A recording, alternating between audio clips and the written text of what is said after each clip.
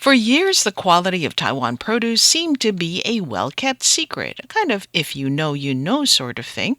But that could soon change thanks to the efforts of companies like Sunray Fresh, who've begun taking Taiwan's fruit overseas. In this week's edition of Taiwan Talk, I speak with Kris Tang, Britain based general manager for Sunray Fresh, who shared the company's struggles to get fruit out of Taiwan and onto store shelves in the United Kingdom. So Taiwan produce exceptional fruit. They have distinctive varieties, production region, and a high level of agriculture expertise. Well, we know the fruit in Taiwan tastes good, and we want to bring this to the UK as well, because the UK market is still not quite familiar with any of the Taiwanese agriculture products. So that's why we want to start bringing them to the UK. Okay, now exporting or importing agricultural products is challenging, right? Especially for highly protected markets. Can you walk us through the application and approvals process? Sure. I think many people imagine that exporting fruit is simply a matter of obtaining a field certificate, putting them onto an aircraft and just fly to the UK. In reality, the documentation is only one part of the process. At Sunray Fresh, we therefore do not start with the fruit itself, but we begin with the market. Before selecting a product, we must ask ourselves three important questions. So, who is likely to buy it? Why would they choose it? And through which channel it is most likely to succeed? Our recent experience in the UK shows why this is important. Different fruit attracts very different group of consumers. For example, wax apple and guava generally receive a stronger feedback from Asian customers. Passion fruit, pineapple, and mangoes, on the other hand, appeal to a more wider audience. Many British consumers respond positively to their aroma, sweetness, and complexity of flavors.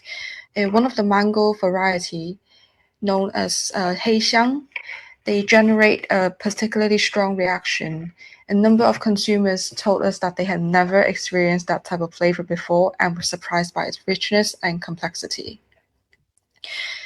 These responses help us to understand not only what can be exported, but who the product is for, and how should they be positioned in the market, and which sales channel is most appropriate.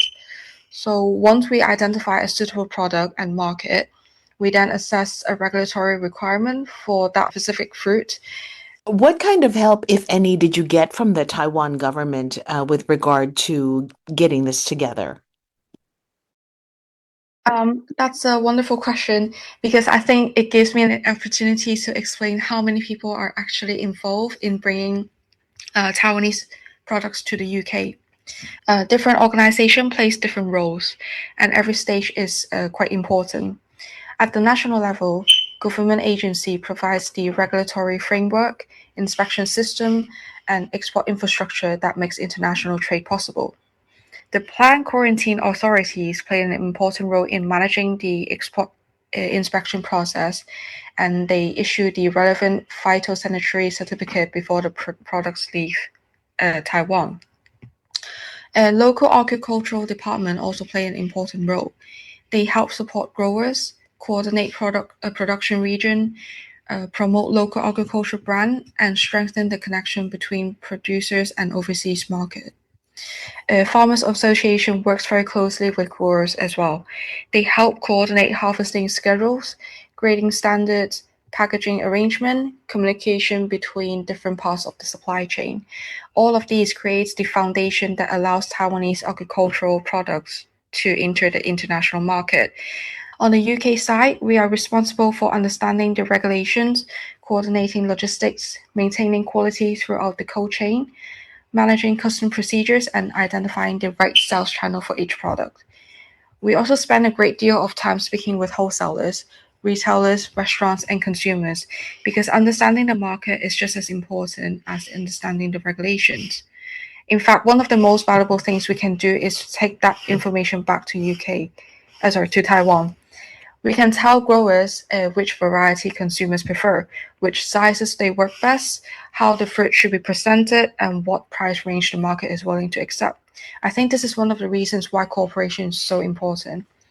Um, Is the approvals process different for different fruits? I mean, you mentioned pineapples and wax apples and mangoes. Is it different for every different kind of fruit? Yes, absolutely. Every fruit has their own different plant health risks, physical characteristics, shelf life, and sensitivity to temperature and handling. Some products may require phytosanitary certification, pre-notification, or specific treatment, while others may fall under a different UK risk category and follow a totally different process. We therefore assess every fruit individually. We also separate legal eligibility from commercial sustainability. A fruit may be legally importable, but if it cannot maintain its quality during transport, reach the consumers at an acceptable price, or generate a repeat demand, it may not yet be commercially suitable. There is no single formula for all fruits, so each variety needs its own regulatory, logistic, and market strategy. Okay, what is the most challenging aspect of getting Taiwanese fruit to the UK? Is it the cold chain logistics? Is it the paperwork? Is it trying to make sure that you don't accidentally bring something that will be harmful to the UK agriculture system? Wow. Yeah. So The most challenging aspect of yeah, exporting fruits, yeah? I would say there are four major challenges. The first is time because fresh fruit is highly perishable. So even a relatively short delay can affect the ripeness, texture, appearances, and commercial value. The second is actually coordination. So growers, farmers association, treatment facility, airline, custom agents, logistic companies, wholesalers, and retailers all have their different responsibility, and all of them need to work together within a very short and limited time frame. The third challenge is to maintain the consistency. Consumers in the UK, they expect the same quality every time they buy the products. So consistency is just as important as the quality itself. The fourth challenge is commercially sustainability. A product may be legally importable, but that does not necessarily mean it's commercially viable. We need to consider logistic costs, retail pricing, consumers' preference, seasonal supply, and the likelihood of repeat purchases. For us, success is not measured by whether we can send one shipment to the UK. Success means they could create a stable system that could operate repeatedly and reliable over many seasons. Ultimately, our goal is not simply to introduce Taiwanese fruit to British consumer wants, but we want to make it possible for the consumers to enjoy Taiwanese fruit consistently every year. That means creating a cycle in which market feedback returns to grower and grower improves their products and consumers gain increasing confidence in Taiwanese products over time. Okay, can you identify the regions in Taiwan where most of the fruit comes from? It depends really on different varieties of fruits. So let's say this time the pineapple is from Tainan. Hmm. I believe the wax apple and guava is the lychee is from Taichung. Hmm. The mango is from Tainan, the Irwin mango. So it's Uh, different every time, is it? yes. Do you follow the seasons or are you looking for something, that's year round? Uh, I would say we actually have a whole calendar. So let's say I think it's from May to July. It's lychee and mango, and then so different months of the year they have different fruits. What I'm meant to be able to export to the UK for the entire year is that creating a cycle or a habit for the customers in the UK to know, oh, from what month to what month will have this fruit, and from the other uh, month of the year they will have different types of fruit. Can you take us through the process of setting up your supply chain and where the trouble spots were? Right. Um, So having a strong agricultural production in Taiwan alone is not enough. There are also processing, storage, transportation, and market access must be developed together. So our supply chain begins before harvest. We first confirm that the product specification, target maturity, volume, packaging method, treatment requirement, flight plan, and destination channel.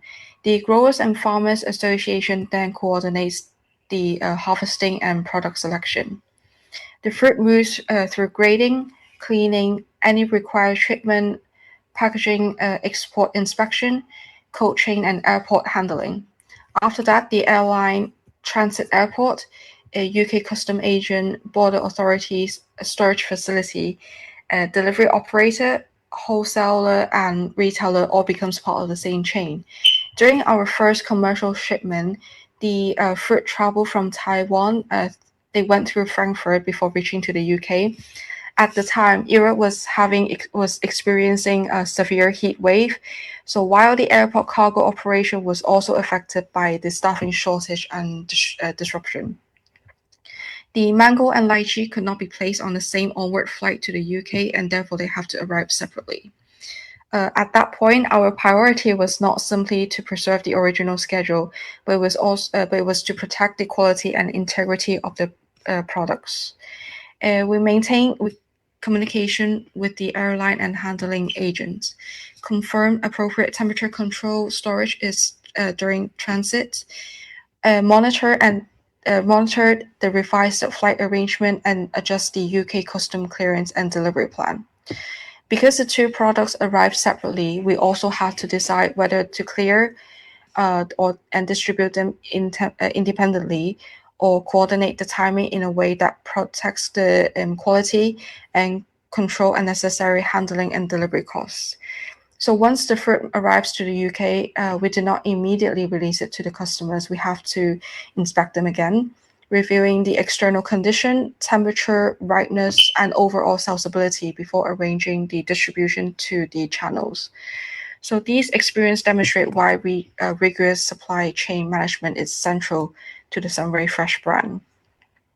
So the consumers, they may only see the final box of fruit, but our responsibility covers from product selection, regulatory compliance, documentation, cold chain control, contingency planning, arrival inspection, and market distribution. A strong supply chain needs structure, but also needs flexibility. The structure comes from clear procedures, traceability, and defined responsibility. The flexibility comes from being able to respond quickly when things do not go according to plan. A supply chain is only as strong as its weakest link. Our job is to identify and manage that weakness before it affects the products, the grower's reputation, or the consumer's confidence. What do you see as the future of exports of Taiwan fruit into the UK specifically and to Europe as a whole? So we believe the future requires accessibility and premium positioning. We know in some overseas market, Taiwanese fruit is sold mainly through luxury department stores or specialist retailers. That can protect its premium image, but it also means that there's only a relatively small amount of people have the opportunity to experience it. Our UK strategy is broader and is being developed in stages. In the first stage, we established a regional retail network extending from Manchester to Warrington and Liverpool. This location gave us access to communities already familiar with Asian fruit, and that allowed us to collect direct feedbacks on flavor, ripeness, packaging, price, and purchasing behavior. The second stage was to move beyond the Chinese-speaking market. We introduced the products through Japanese markets, a wider Asian retail channels, and specialized fruit businesses. These help us to understand how different consumers respond to different Taiwanese varieties. The third stage is to focus on premium hospitality. Taiwan is known for highly specialized agriculture and exceptional fruit quality, so selected products have stronger potentials among premium hotels, restaurants, and chefs. With the Covent Garden Market Authority serving as co-organizer, we actually held a Taiwanese fruit tasting and demo event at the new Covent Garden Market in London. This is a major wholesale market serving London's hospitality and food service sector.